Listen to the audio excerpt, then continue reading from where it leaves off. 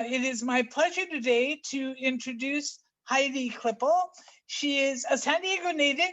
She attended University of San Diego, where she graduated magna cum laude with a bachelor's in political science. She always knew she wanted to be an attorney, so she began working in law offices at the tender age of 14. After she graduated from USD, she went on to obtain her Juris Doctor degree from California Western School of Law, graduating in the top third of her class. During her time as a law student, Heidi concentrated her law studies in the areas of estate planning, tax planning, and corporate business law. And in my opinion, one of the most important parts of her bio that's not on her website is that she has been a terrific partner to us at the Retirement Association and Retirement Resource Center for now 13 years. She's been giving all of our seminars on estate planning and probate, and we can always count on her for great information and, of course, no marketing. She does provide there on the intro slide her contact information, but this is purely an informational seminar. So I'd like to invite Heidi to begin from there. Welcome, Heidi. Thank you so much, Suzanne. So thank you guys all for attending. I really appreciate you attending today. I'm going to talk to you all about probate.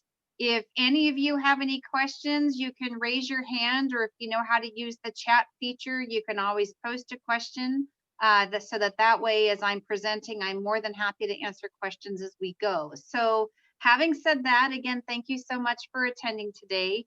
And today we are focusing on talking about probate. So a lot of people will ask me what probate is. And probate is a judicially supervised court process that occurs in the state of California when two incidents happen. One is if I were to die and if I owned real property, if my house was not titled in a trust at the time of my death, then California requires my real property to go through this court process. The reason that California requires my property to go through this process is because California deems my house as unique, and there's only one house like my house, so therefore it must go through this court process before it can be distributed to my beneficiaries. So the other incident that takes us through probate is if I died, and let's say that I didn't own a home, but I had cash assets in my individual name, and let's say that I didn't name any pay on death beneficiary to inherit those assets. If you added all of those assets together, and if their total aggregate value exceeded $166,250, then those assets would also trigger this court process called probate. So when clients call me and they ask me what probate is, the purpose of probate is the courts want to ensure that when a person dies, that before their beneficiaries inherit their assets, the decedent's taxes, creditors, bills have all been paid and dealt with. Because California has a law that whenever a person passes away, before their loved ones can inherit, all of their bills must be paid in full, with the exception of a married couple. So if I died first, because my husband is still alive, he becomes the owner of all of our community property assets, and he resumes the responsibility of all of our joint debts because California is a community property state. But if I died as a widow or as a single person, before my children or loved ones could inherit my assets, my taxes would have to be paid and filed, my creditors would all have to be paid, my mortgage would all have to be paid. Even if my children intended on inheriting the property, once I die, the mortgage basically dies with me because it's based under my credit. So my kids would either have to use other assets to satisfy that debt, or they'd have to take out a new mortgage under their social security number to take over that debt.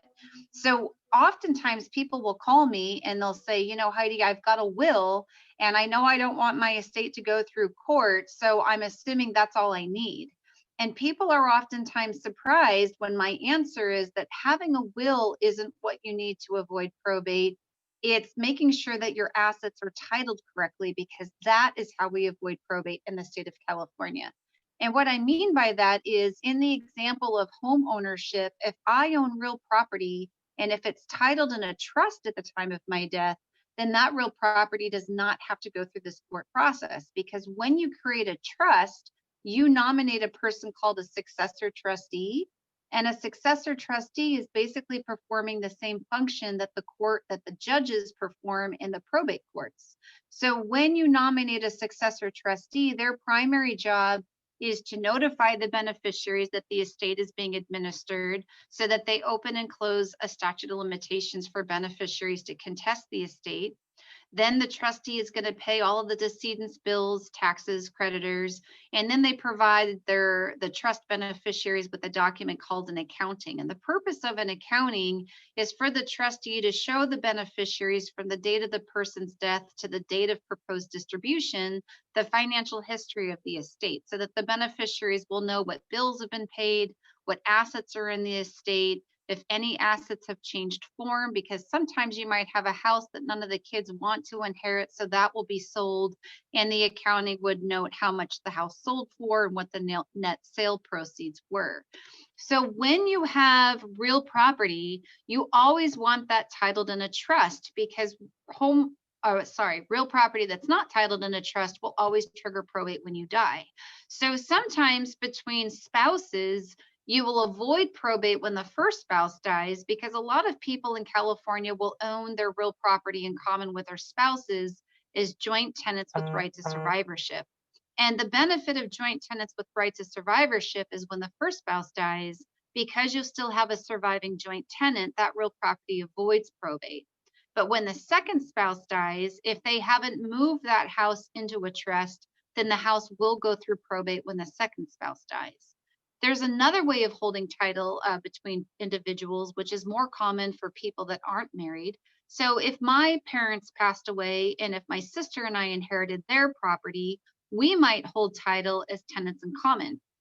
Tenants in common means that if my sister and I both co-own a house, I would own a certain percentage of that house and she would own the other. So if we were both 50-50 tenants in common, and if I predeceased my sister, I could have my interest in my parents' house passing on to my children, and then they would co-own that house in common with my sister. Whereas, again, just to bring this full circle, if we were joint tenants with rights of survivorship, if I predeceased my sister, then by default, she would become the sole owner of that property. So between spouses in California, probate is usually avoided at the first spouse's death as far as real property goes, because joint tenancy doesn't require probate until the second owner dies. But if that second owner puts the property into a trust, then probate would be avoided altogether. So in the example of, if I were an individual that was not a homeowner, if I had $3 million worth of assets, the way I could avoid probate is either by putting those assets into a trust, because liquid assets in a trust will also avoid probate. All assets in a trust avoid probate. Or I could name what's called pay on death beneficiaries. So if I had a $3 million investment account at a brokerage firm, and if I named my 2 children as beneficiaries, as long as my 2 children survived me, then probate would be avoided.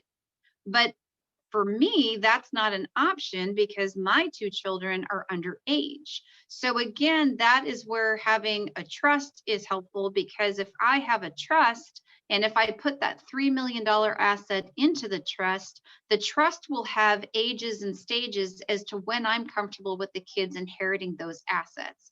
Whereas one downside of probate, because we're going to talk a lot about probate today, is that when an estate goes through probate, because the state of California doesn't have the time, money, or resources to manage monies on behalf of beneficiaries, once a beneficiary turns 18, they're automatically eligible to inherit. Whereas when you have assets in a trust, you get to decide at what age you want those beneficiaries to inherit. So if I died without a trust, and if I had $3 million in an account and 2 minor children, once each of my children reach the age of 18, California, through the probate process, will give each of my children their share of my account. Whereas if I created a trust, the trust, well, my trust says that my kids are eligible to ask for distributions regardless of age for their health, education, maintenance, and support. So if my kids were off to college, these trust monies would be made available to help pay for their college. And then our trust says that when the kids turn 25 or graduate from college, whichever occurs first, we give them 5% of their inheritance, an intentionally small amount of money. So if they're not financially responsible with that money, it's just a little bit of their inheritance, not all of it. And then we said that when the kids turn 30, they'd get a third of their monies, thinking at age 30, the kids were getting married, starting a family, buying a house. So we thought that next distribution would come in handy at that age. And then at age 35, we gave the balance. So it's really important to understand that all states have different laws. So I'm only talking about our probate system here in California. There are other states whose probate processes aren't as antiquated as our state's process. For example, in the state of Texas, if you were to pass away, it's my understanding that the average probate in that state lasts about 6 months. I'm sorry, 6 weeks. Whereas in contrast, in the state of California, we have a law in place that says when a person dies, the minimum that a probate has to be open under California state law is 6 months. So if I died yesterday and if I owned a house that was not titled in a trust and now it's going through probate, the quickest that probate will wrap up is 6 months from the day that it started. But normally what happens in probate is it takes about 8 to 10 months to wrap up a pretty straightforward probate, because in San Diego County, we only have 3 presiding judges in our probate court. So these judges are hearing lots of cases and their calendars are compacted. And unfortunately, due to the recent events of COVID, the courts did have to shut down for a period of time. And now they're even more compacted on their court calendar than they were before. So when I file a petition with the San Diego Probate Court to open a probate, it usually takes anywhere from 4 to 8 weeks before we get that hearing date. And the significance of that first hearing date is when you start a probate, the very first thing that you have to do is you have to get somebody put in charge of the probate. So when a person has a will identifies a person called an executor. And that is the person who is legally able to open this probate. If you don't have a will, then the name of the person who would be petitioning the probate is called an administrator. So in probate, you'll have people called executors, which means there's a will. And then you have people called administrators, who is a person who is appointed by the court when there's not a will. So if I died owning a house and if I had a will, all that is telling the courts is who I want to be my executor and who I want to inherit my estate. But whether I have to go through probate is going to depend on the title of my assets. So if I died as a single woman and if I owned real property that was in my individual name, even with a will, my house will trigger a probate, which means all of my assets will be brought into the courts. If I don't have a will, then I die intestate. That's a fancy legal term that's used for people that die without a will. So I had a gentleman call me just 2 weeks ago. His wife had inherited an account. She kept it in her own separate name. I don't necessarily think on purpose, but she inherited this money, opened up an account in her name, and then she passed away. So he called me asking me to prepare a document called a small estate affidavit. Because this account was under the $166,250, a full-blown probate is not required for this account. So when you have a person who dies that doesn't have a will, and if the assets are under the $166,250 in total aggregate number, because that's your magic number, then you avoid probate by using a document called the small estate affidavit. But going back to my story, The reason I mention this is because this gentleman had contacted me asking me to prepare this document. And basically the purpose of a small estate affidavit is you're stating under penalty of perjury that a probate is not necessary. So when you present this small estate affidavit to the financial institution and you state under penalty of perjury that a probate is not legally required, then as long as 40 days have passed from the date of the decedent's death, the financial institution will release these funds to the next person in line under the intestate statute. So normally the intestate statute would give assets to the surviving spouse 100%. But in this example, his wife had inherited this asset. And in California, when you inherit assets and when you keep those assets titled in your own separate name, those assets will retain their separate property status. And California has a law that when a person dies owning separate property, that property without a will is then going to be distributed under the intestate statute.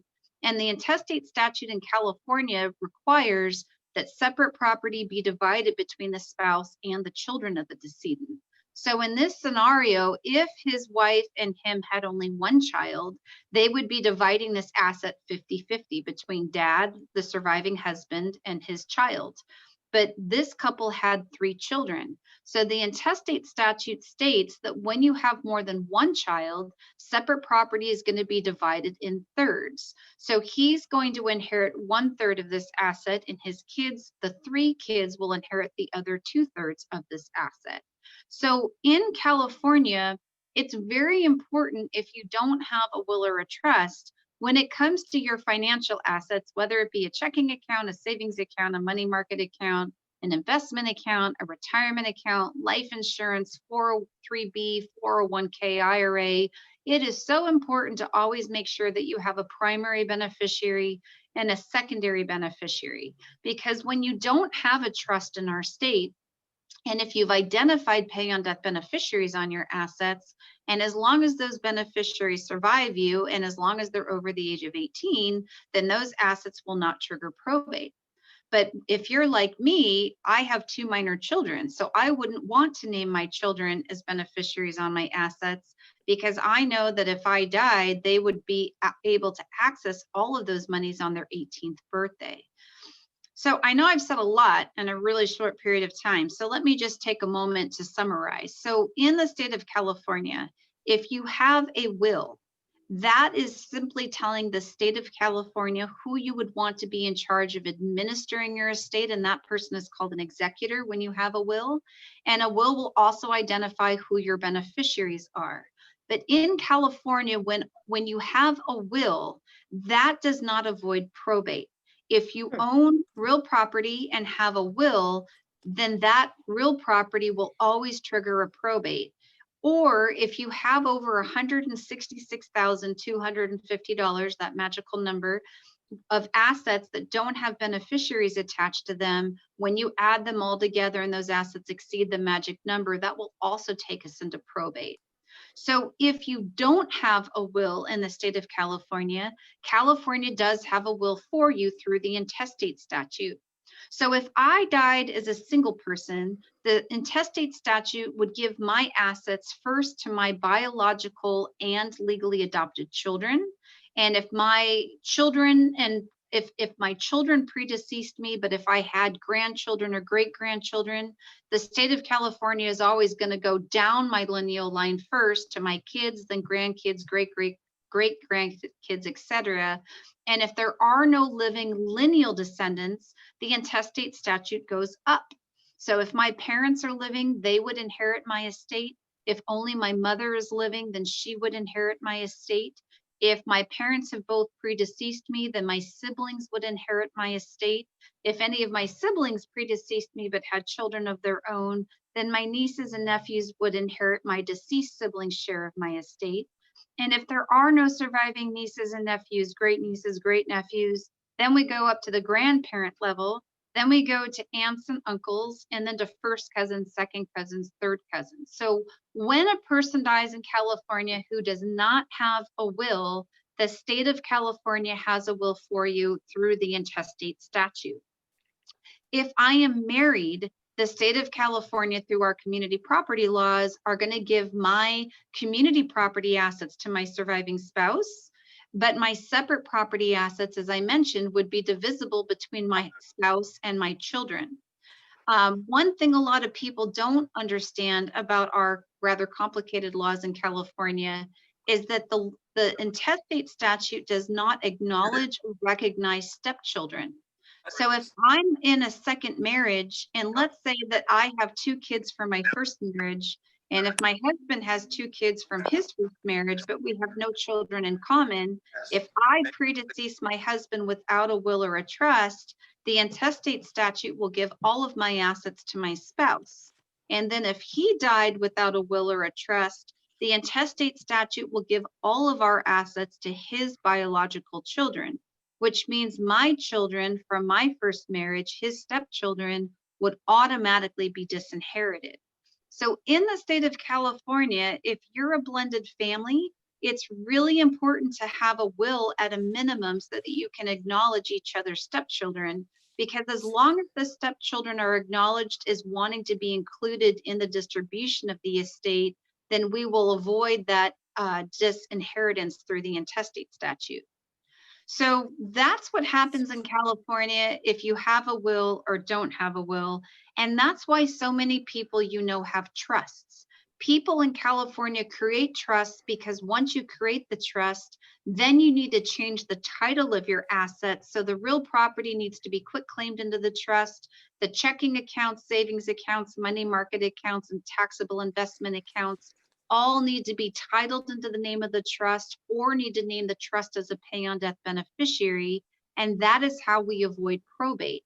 As long as when a person dies, the real property is in the trust and any asset outside of the trust is under that magic number, then we avoid probate altogether. But for many of you who have trusts, you also know that the one asset that you don't put into a trust are your retirement monies, and that's for tax reasons. So on your retirement assets, you always want to name individual beneficiaries for tax reasons. So if you're married, your spouse would be your primary beneficiary, and if you have children, they'd be second. Or you would name your children first if you're not married, and you'd name whoever you'd want second, grandkids, whoever you choose.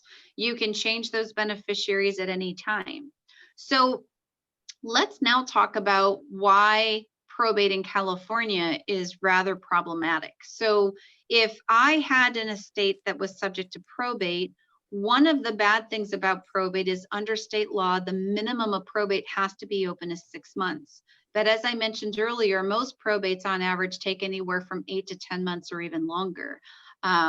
The other downside to probate, aside from it being a very slow process, is it's also a public process. So when a person dies, everything about that individual is made part of the public file, and anybody can go and pull those files. So whenever we petition the probate court to start a probate, if there's real property in that probate, with all due respect, for about 2 weeks, our phones go crazy, because almost every realtor in town has been down to the county courthouse to audit those newly filed files to see if there's real property in the probate, because they are going to call us and offer their assistance to help sell the real property. So I only mention that because I think it's important to understand that when these files are made public, people do go and they look at these files and they know what's in these estates. So if I died, anybody can pull my file and see where my last residence was, my date of birth, my date of death, my social security number. All of that information is made public.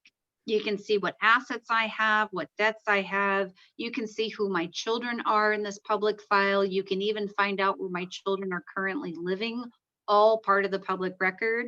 You're going to even be able to know how much money my children are inheriting. So one other really downside of this probate process is all of this information that most of us covet and try to keep private and confidential all becomes public just by the fact that we're going through probate. And that's another benefit, just to make a comparison, is when you have a trust, because you put your assets into the trust and because there's a successor trustee who managed the assets in the trust, Assets titled in a trust avoid probate. So by avoiding probate, nothing about you becomes part of the public record. Nobody gets to know who your children are or how much money they're inheriting or where they're living. All of that stays private and confidential. So another thing to mention is when you create a trust, you still get a will, which surprises a lot of people. Why would you need a will when you have a trust, which is an excellent question. But the reason we create a will when you have a trust is, let's say that my husband and I created a trust, we put the house into the trust, and let's say 5 years later, the mortgage rates go super low and we take advantage of those mortgage rates and we refinance our house. It's not uncommon that when people refinance their homes, a lot of mortgage companies will take the house out of the trust during the refi, and clients don't always know that they have to, on the escrow papers, instruct the mortgage company to put the house back into the trust at the close of refi. So sometimes people will have their homes come out of the trust and they have no idea, just by the fact that they refinanced their property and they didn't realize that the house was coming out of the trust. So they didn't know to tell the mortgage company to put the house back into the trust. So if I had a trust and if when I died, the house was not titled in my trust, then that would still trigger a probate. And that surprises a lot of people. A lot of people are surprised that when you have a trust, you can still have probate.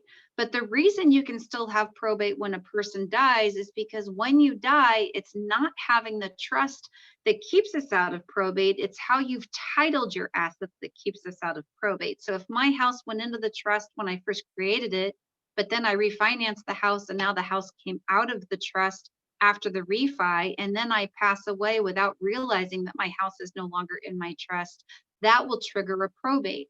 So when you have a probate for a person who has a trust, they have a special kind of a will called a pour-over will.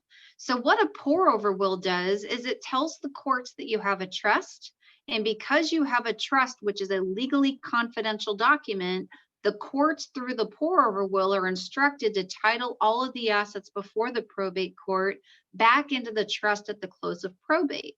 So the way a pour-over will works is if we had to go through probate, even though you have a trust because an asset wasn't titled properly, the pour-over will directs the judge to title the asset into the trust at the close of the probate. So nothing about your kids has to become public information, or your loved ones for that matter. Your financial information stays private.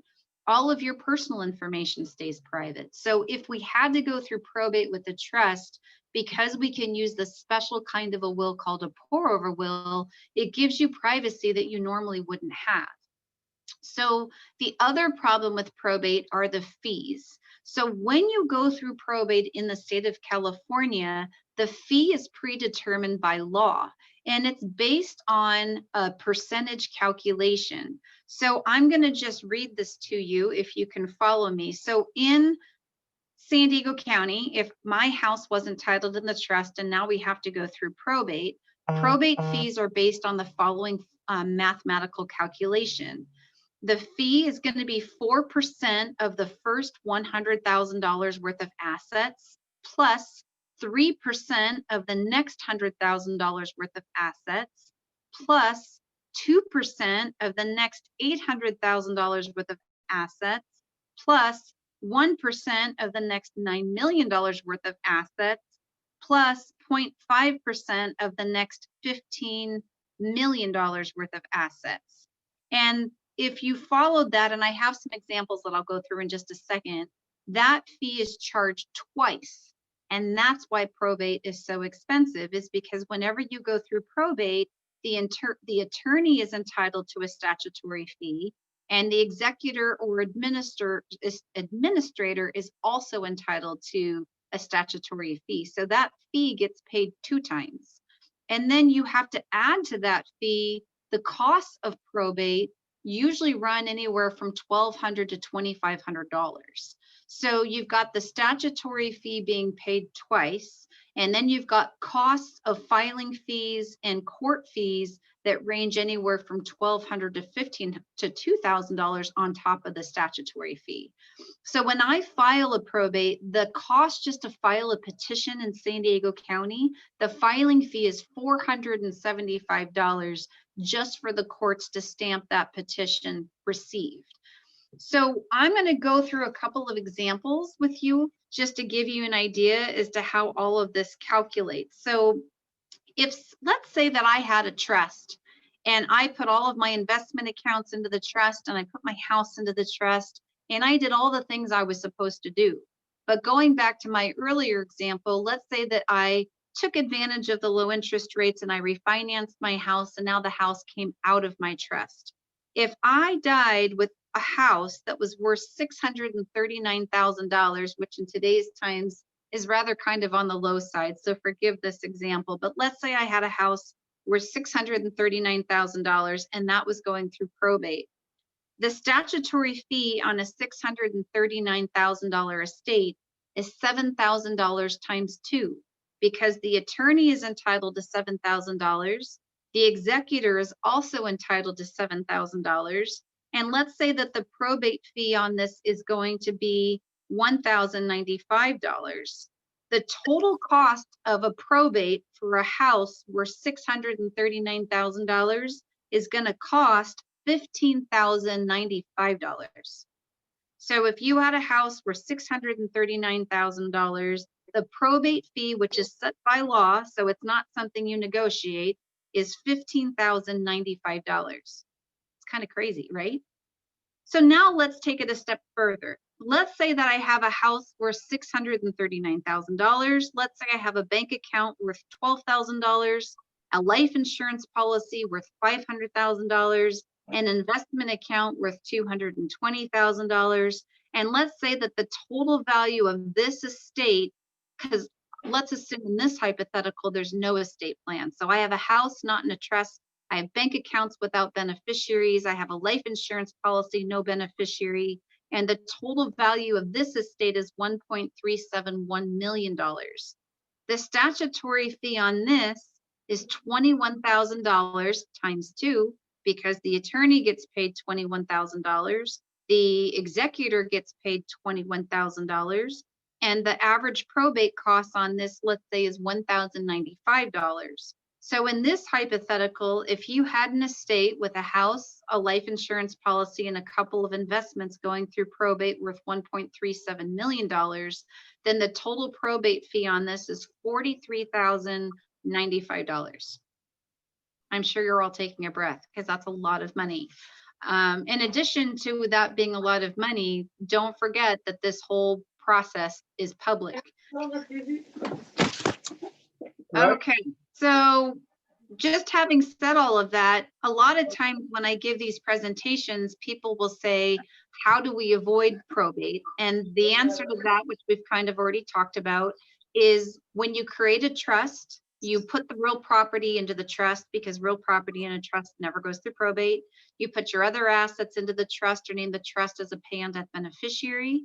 And for retirement accounts, you name individuals as beneficiaries. So having an estate plan is how you avoid probate in California.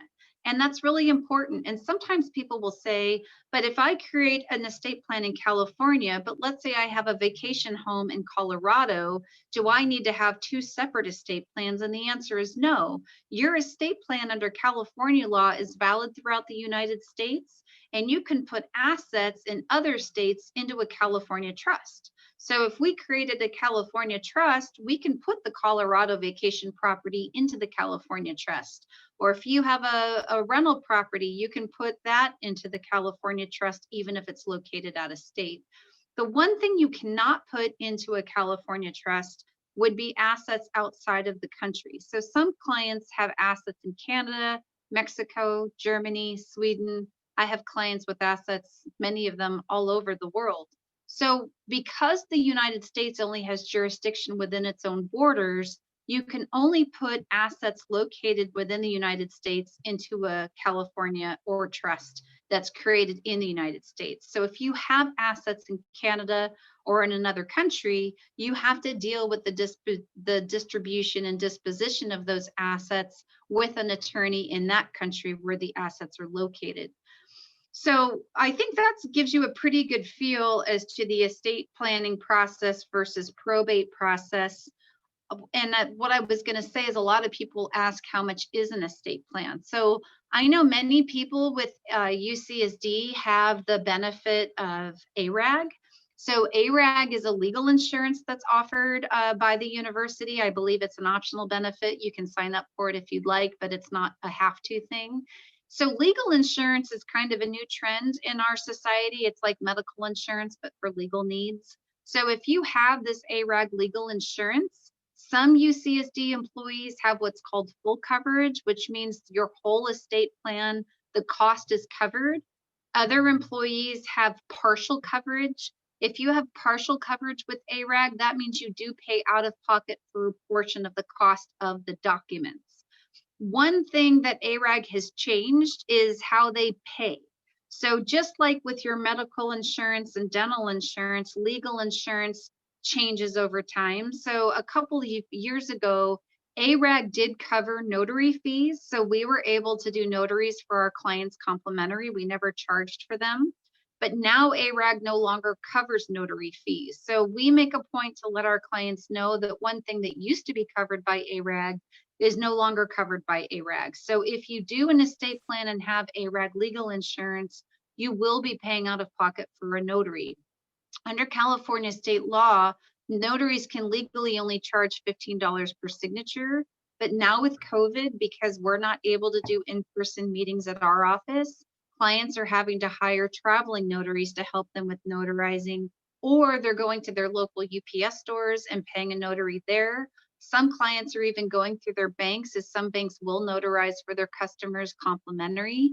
Some banks are only notarizing bank-related documents right now due to COVID. And some clients have AAA Premier membership, which will give 5 signatures per member complimentary. And some people even happen to know notaries that can notarize for them as a favor or for free. So just know if you decide to do an estate plan, or if you already have an estate plan that needs to be reviewed and updated, if you have full coverage through ARAG, it will cover the cost of reviewing and updating those documents, but not the notary. If you have partial coverage with ARAG, then you will pay out of pocket for a partial fee of those documents in addition to paying for the notary.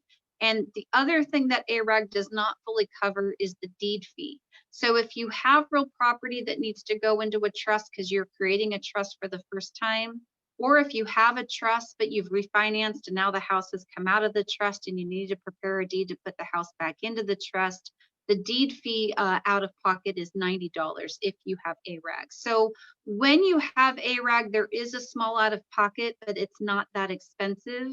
We do encourage our clients to call ARAG to find out what their insurance covers because they do offer different coverage.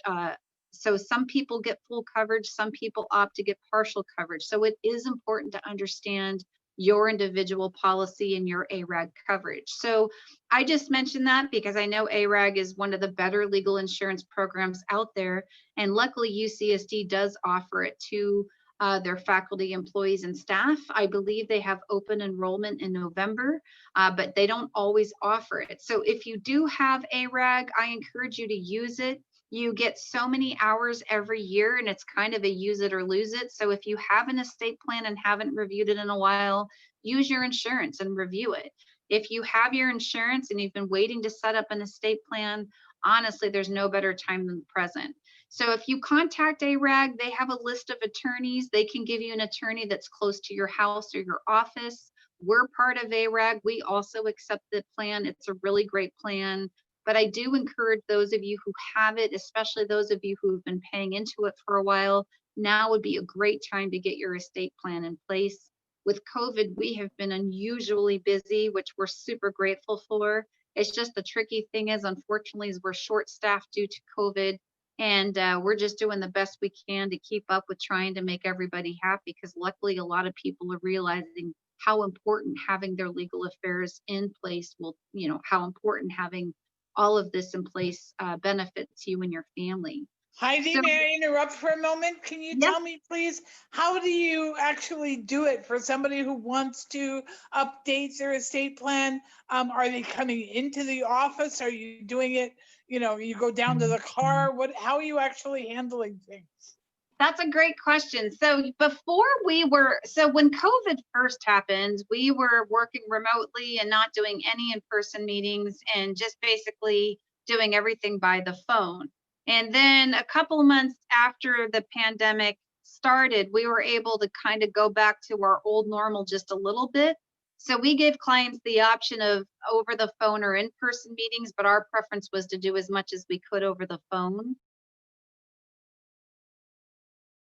And with the numbers spiking, we're doing everything now through telephone calls and Zoom. So for people who have an existing estate plan or who do not have an estate plan, we're doing all of our intake meetings via Zoom or telephone. And Greg, I see your question. I'll answer that in 1 second. So for people who have an estate plan, I just ask them to send us a PDF of their trust because we just need to, okay, Patty, I see your question too. So for people who have an estate plan, if they can email us a PDF of their trust, then we can just schedule a call and go through all that. And I take notes and then we update the documents. I email the drafts to the clients. We have another phone call to talk about the drafts. And then once everything is the way the client wants, we'll either Federal Express the binder to the client's home if they want to have a notary come to them to the house. We love it when people are willing to meet the notary in our parking lot, because if you meet the notary in our parking lot, we can then take a quick scan of the document so that we have a copy. So that's how we're doing it. We're doing a lot of what we do in the beginning of an estate plan is really a Q&A. So luckily for clients that like to do Zoom meetings, we can do Zoom meetings. For clients that just want to talk on the phone, we can do that too.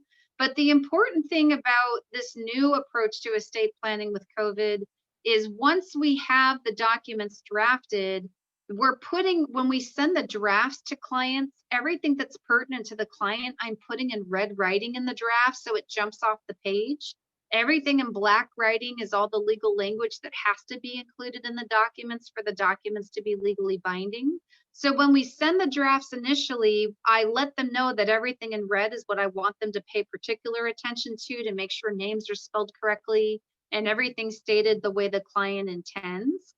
And then we schedule a phone call so I can talk clients through the drafts and explain what they're doing and saying. And then once the documents are the way the clients want, that's when we'll have them coordinate a day to meet a notary. And then we'll date the documents for that day, and we'll either Federal Express the documents to the client's home. And for clients that are notarizing at their house, we encourage them to do the notary outdoors. There really isn't a reason to make a notary come inside of your house, because I'm sure probably with COVID, nobody wants anybody coming into their house if they don't need to. And then for other clients that are willing to meet in our parking lot, I like that because the notaries are keeping their distance, wearing the mask, the gloves. And then after everything is signed and notarized, we can just bring the binder up to our office. We scan it into our file. That way our file is complete. And then we give the clients their original documents to take home. So Eileen, I see your hands, but I had two other questions. Real quickly, Eileen, if you don't mind just giving me a minute. I know one question is how much is an estate plan if you don't have insurance? If you're single, our flat fee to do an estate plan is $2,050. If you're married, our flat fee is $2,550. If you need us to prepare a deed to put your house into the trust, that's an additional $205. If you don't have ARAG legal insurance and you come from UCSD, we always give a courtesy discount of 10%. May I jump in though? Yes. I jump in? Because we went through this, when we did my daughter's estate, we bought into ARAG for a short period of time, and it was only a few $100s, and then we jumped out of it. So people should be aware that's an option.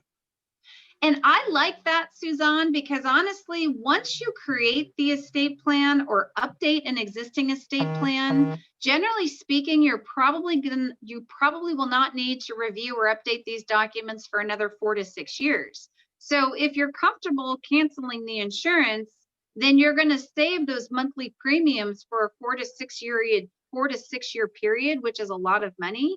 And then if you have the ability to re-enroll during an open enrollment, you haven't been spending monies on premiums for an insurance that you're really not going to use. So I know some ARAG clients really like to keep their insurance no matter what, but a lot of what I'm finding out about ARAG is most of my clients that have used the ARAG insurance only use it for estate planning. It does cover some other things like family law and guardianship and name change, but that's pretty much, not that that's everything it covers, but most of the people I've talked to with ARAG have only used their insurance for this purpose. Have the estate plan in place or you've updated your estate plan, you're probably going to be good for another 4 to 6 years. So if you did cancel the insurance, you're actually probably going to save yourself money, as long as you know that should you want to get the insurance, you have the ability to go through that enrollment process. Okay, so one other thing, Eileen, and then I'm going to come to you because I see your hands up. Somebody asked me about 403B assets. So when you have a 403B asset, you want to name individuals as beneficiaries. So usually if you're married, you're going to name your spouse as your primary beneficiary. And if you have kids, you would name your children second. If you're not married and have kids, then you would name your children as your primary, and you could name your grandchildren as your secondary. Or if you don't have children or grandchildren, you can name whoever you want as your primary and name whoever you want second. The secret to a 403B is you always want to name individuals as beneficiaries, and you always want a primary and a secondary beneficiary. You don't want the trust as a beneficiary on your retirement accounts for tax reasons. Okay, so Eileen's iPad, I see you. Do you want to post your question or ask it? It's a little long, so I thought I'd just ask it. Okay. Okay, and thank you. It's been very informative. It's always lovely to see you. I know.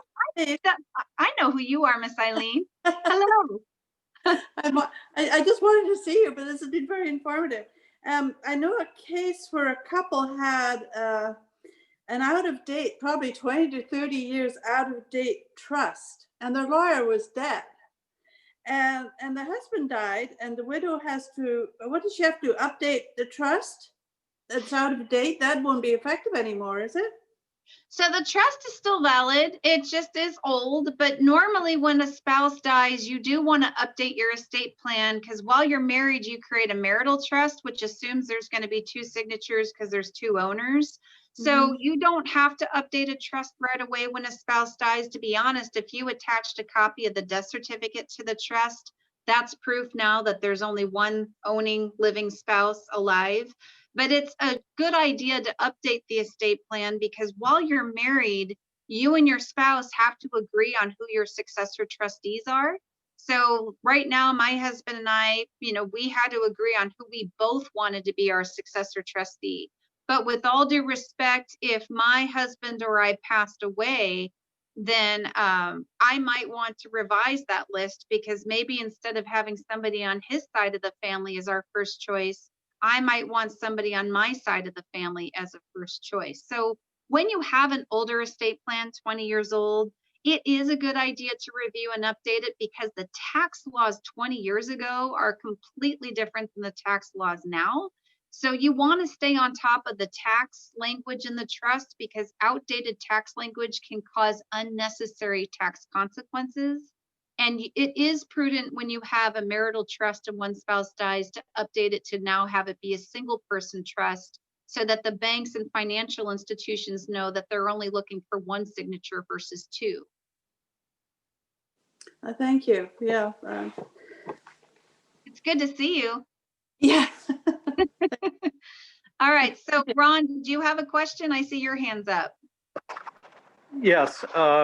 Going back to the 403B issue, my estate is basically 50-50 between the value of my condo and retirement.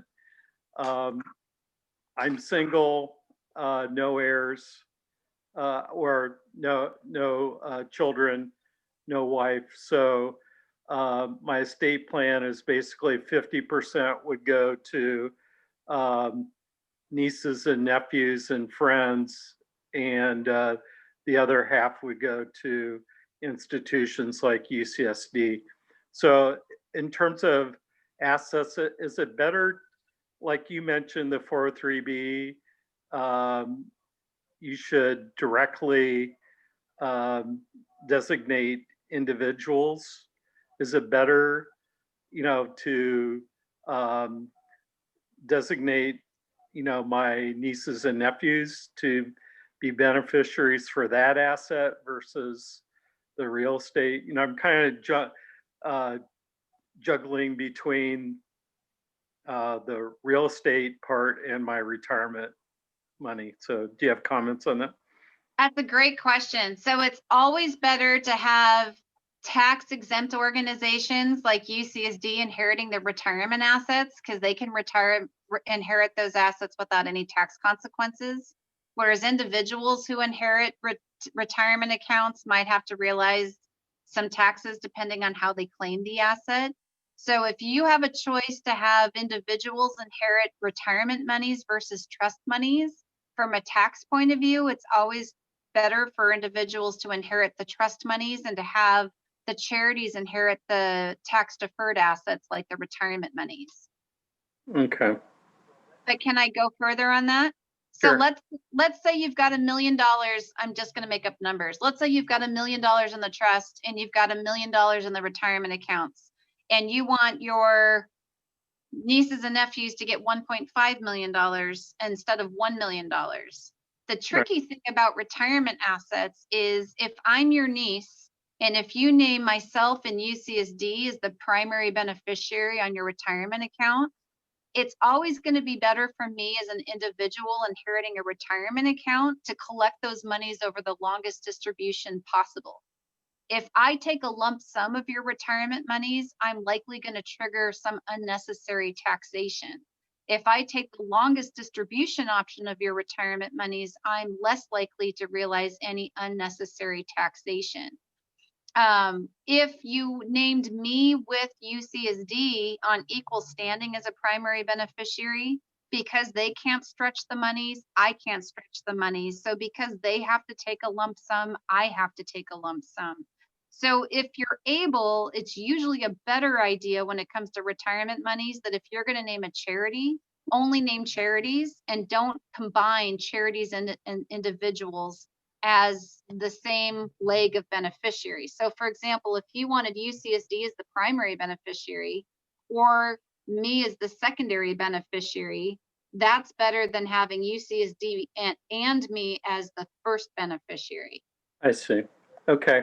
And then in terms of my assets, I think there's also, maybe you can comment on this too, in terms of inheritance of real estate, it seems like there's some tax advantages for individuals to inherit that they, because of the cost basis for taxes, that there might be particular advantages for, well, I guess that's only if children or spouses are inheriting, right? There's limitations to those advantages as I rethink this. So maybe that's an issue. So Prop 13 says that if I'm your daughter and if you give me your house at the time of your death, I'm going to keep your property tax basis because it's a parent-child transfer. Or if I'm your wife and I inherit the property because you passed away, I keep our property tax basis and there's no reassessment because we're married. Yeah. I am your granddaughter, and if my mom, your daughter, predeceased you, and you give me the house after you die, but my mom, who's your daughter, has passed away, there's also a grandparent-grandchild exclusion. But the mistake, well, not mistake, but what happens is those are the only exclusions. So if I'm your niece, and if you give me the real property, I will realize a full reassessment because there's no uncle-niece exception. Yeah, And so for my particular case, there wouldn't be a tax advantage. It's only for people, like you mentioned, with the limit, within the limitations of Prop 13. that right. you- That would be a consideration. Okay, And I've had people call me where mom died and there were three siblings to inherit the assets. And the estate planning attorney put the house in all three siblings' names, but the siblings had agreed that only one sibling wanted the house and the other two wanted the cash equivalent, and there was enough money to make that happen. But because the attorney put the property in all three kids' names, so they're now the owners of the property. Once the two siblings were going to give their share to the sibling who wanted the house, property tax reassessment. yeah, So hopefully they called me and said, we want a second opinion. And I said, well, let's undo the deed that put the property into all three of your names, because that should never have happened. So we did a correction deed, put the house back into to mom's trust, and then had the house only go into the one child's name because the other two kids got the cash equivalent. So that mistake gets made pretty often sometimes, and I don't quite know how estate planning attorneys make the mistake, because it's basic 101 estate planning. But if you have multiple kids and only one kid wants the real property, you don't want all the other kids going on title to that property, because there is no property tax exemption under Prop 13 amongst siblings. It's only parent, child, or parent, grandchild if the biological parent is deceased, or between spouses. And there's no common law in California. So if you and I were boyfriend and girlfriend and lived together for 50 years and I died, if we're not legally married, there will be a property tax reassessment, because California does not recognize common law. yeah. Have you looked at I think it was a recent change in law in terms of, I think prior to the last election, it was kind of a question, if you relocated within California, if you could retain your taxes. It was kind of a county by county. I think there was some connection between, if you're living in San Diego and moved to Santa Barbara, for example, if there was some kind of cooperative agreement between the counties, if you could retain your property tax benefit. But I think there was a law that passed recently that may have updated that. Do you have any information on if you're relocating within the state of California? So are you talking about Prop 19? Maybe, I don't know. Prop 19. So Prop 19 is honestly my nemesis. It's very tricky legislation. There's not a lot of information about it yet. It was passed. San Diego County has always had a law that if you were over the age of 65 and if you wanted to relocate, you could keep your property tax basis and relocate one time. So if I wanted to go from a big house into a small house, or maybe a one-story house, but I bought my house 30 years ago and I know that buying a new house, my property taxes are going to go crazy, San Diego would allow me to keep my property tax basis one time as long as I was 65 years of age or older. So part of what Prop 19 is supposed to do is make that reciprocal between all the counties. And to be honest, Ron, I don't know if that's really what's going to happen.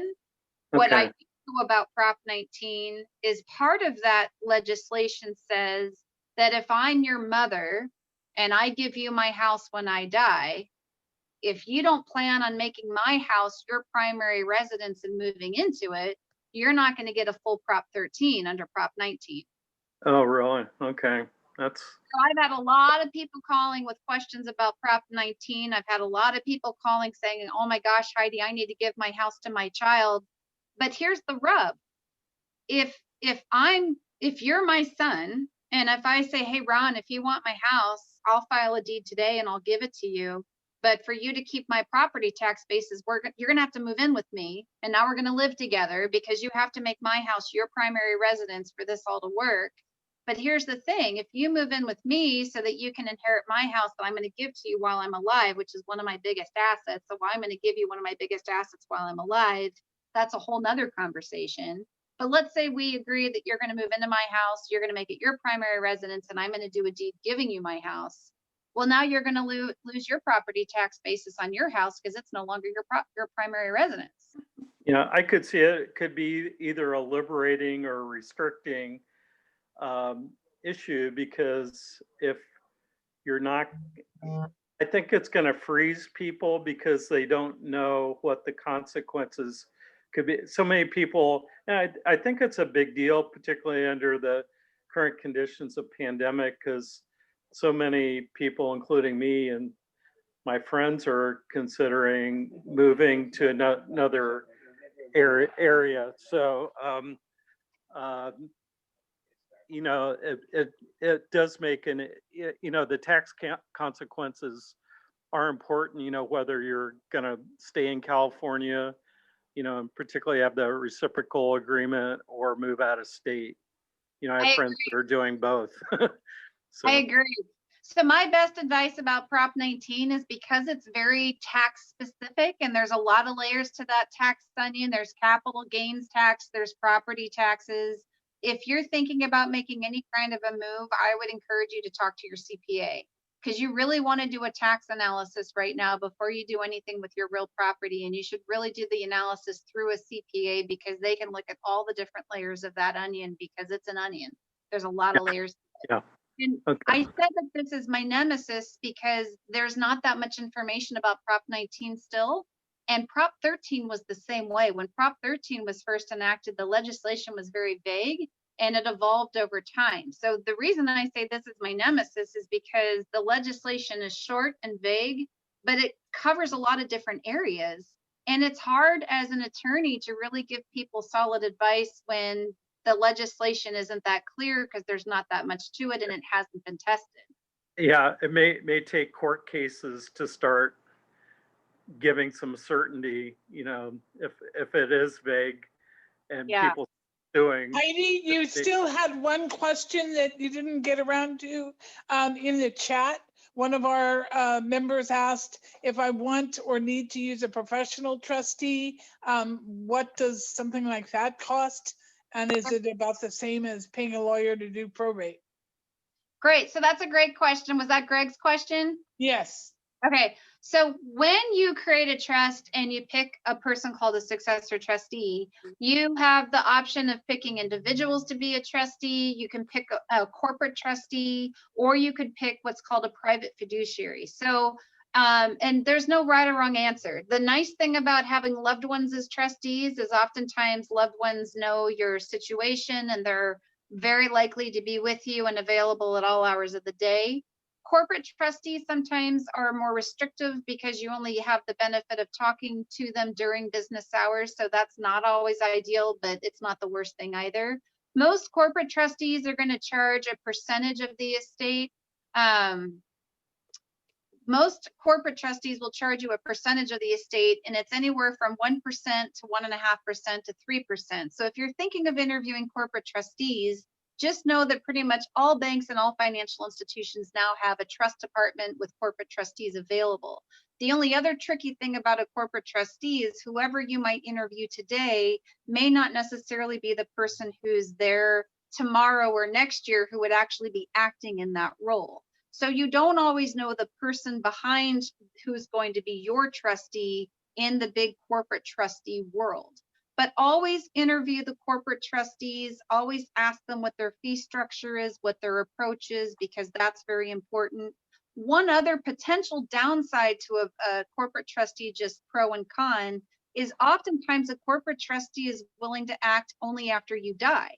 So if I named Merrill Lynch, for example, as my trustee, but if I were hit by a drunk driver and I were in the hospital incapacitated, Merrill Lynch doesn't want to help me if I'm alive but incapacitated. They don't want to be in charge of paying my bills because they're not going to make very much money doing that. So a lot of corporate trustees will only act if you pass away. So sometimes if you nominate a corporate trustee, you have to nominate an individual or a private fiduciary to be your incapacity trustee, which isn't a problem. I've set up plenty of estate plans that way, where you've got one list of people to be your trustee if you're alive but incapacitated, and then you have a separate list of people if you were to pass away. If you hired a private fiduciary is a fancy way of saying that you're hiring an individual who by license is a professional trustee, but instead of being a corporation backed by corporate America, you've got an individual who might have a small business or a mom and pop.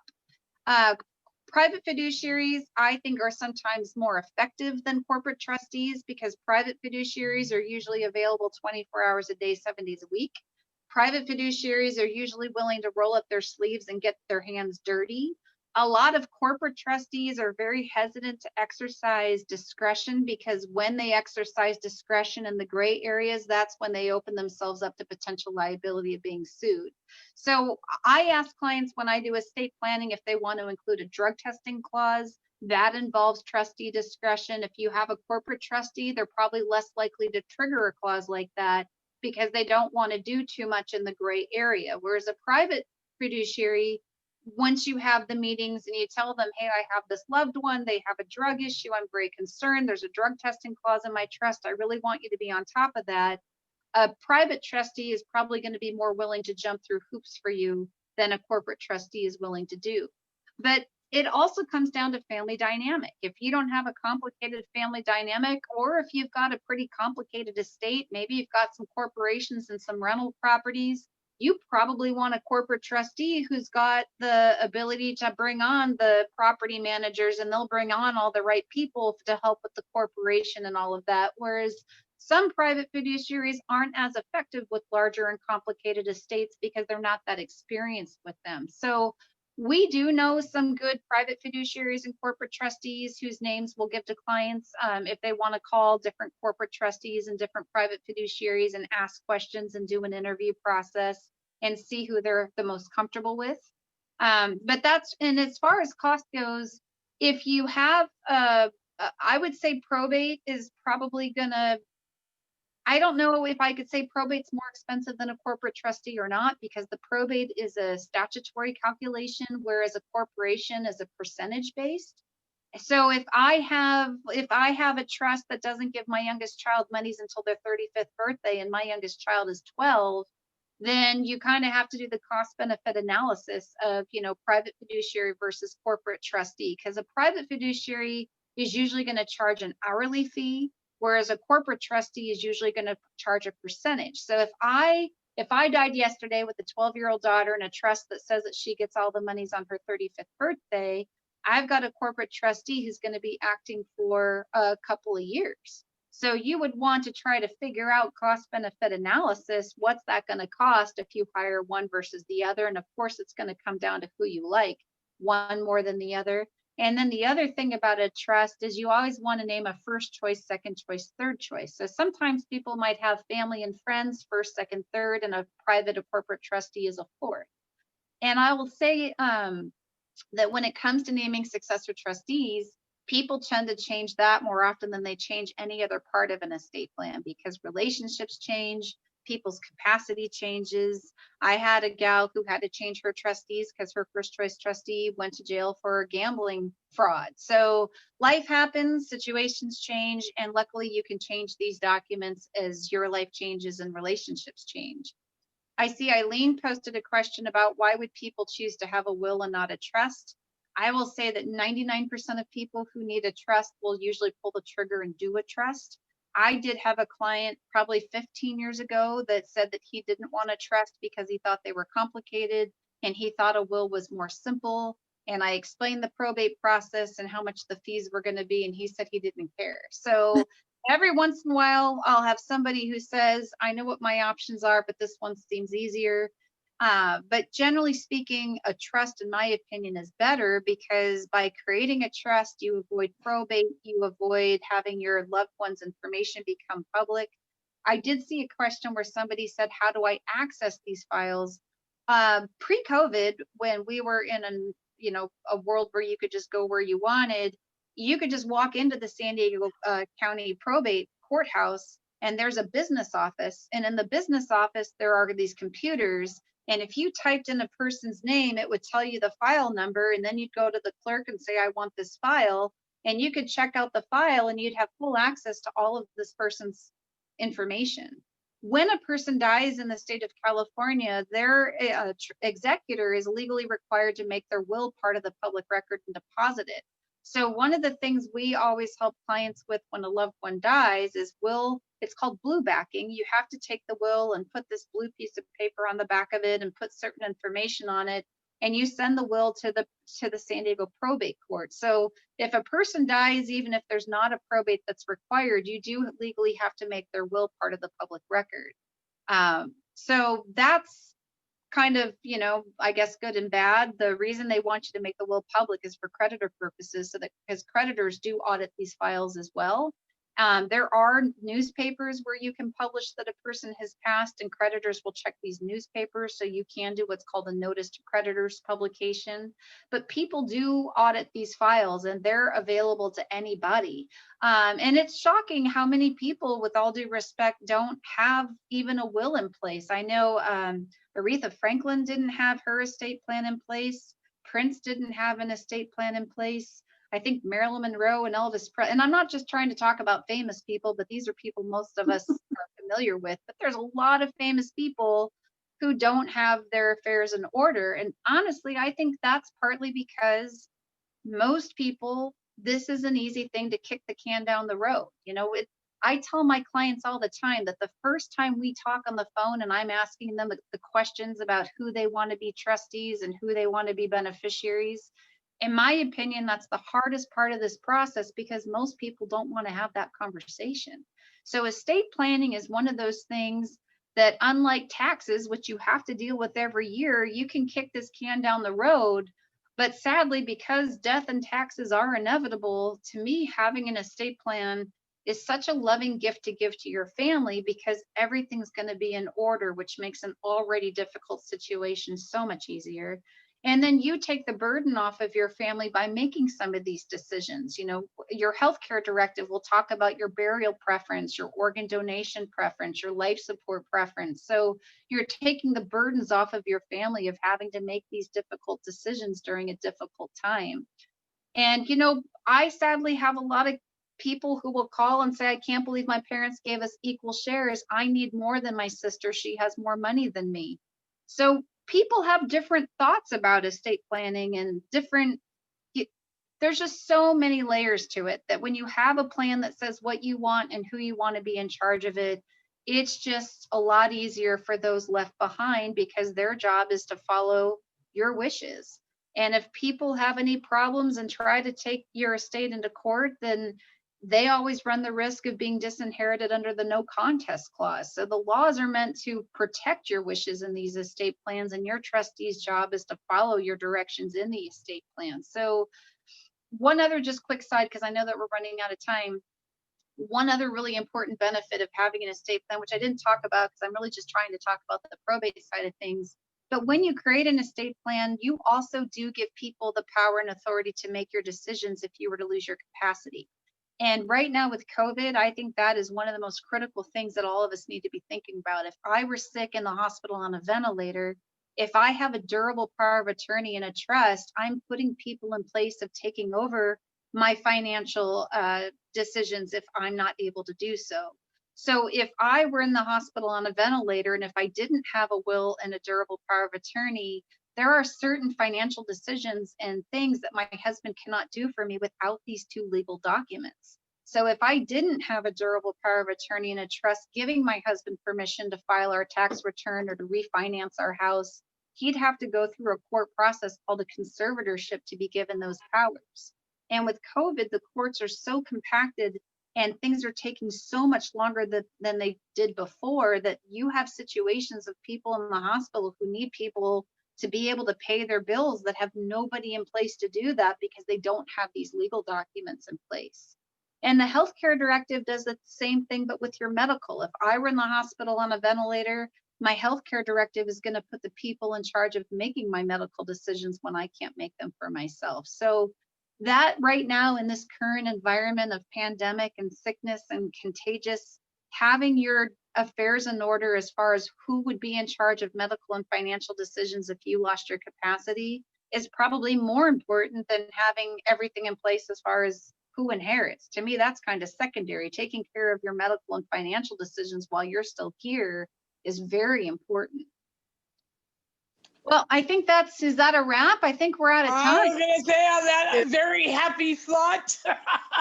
This has not been one of your most uplifting talks, Heidi, but this is stuff people have to think about, so I'm really glad that all of you were able to participate. With your permission, Heidi, we will post this on our YouTube channel and get it out to our members. I think this is stuff, that everybody needs to be thinking about, talking with their family about, and putting in place. And we thank you so much for your service, for delivering such great information. Vanya, if you'll put up, please, her contact information, or anybody that wants to look up Heidi, it's really easy. You go to Google and type in Heidi Klippel, and her website is the first thing that pops up. She's very easy to find, but she's been a wonderful partner for us over these many, many years, and we really, really appreciate your service to our members, Heidi. Thank you. I so appreciate that very much. Okay. Take care, my dear. All right. Bye-bye, everybody. Thank you. All right, guys. Stay safe.